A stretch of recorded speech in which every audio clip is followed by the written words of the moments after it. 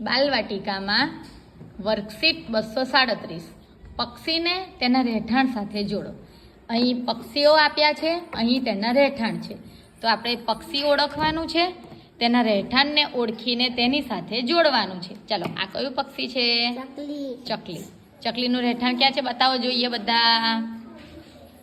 Very good. ચાલો જોડી દો.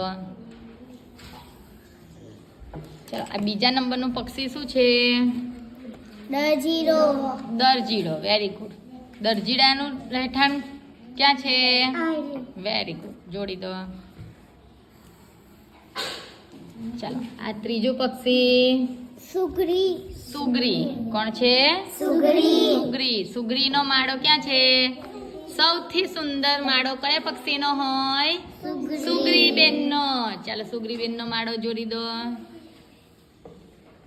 ચાલો, આ તો બધા જ ઓળખે. શું છે? કબૂતર. જો છે ને, કબૂતરનો માળો. Very good.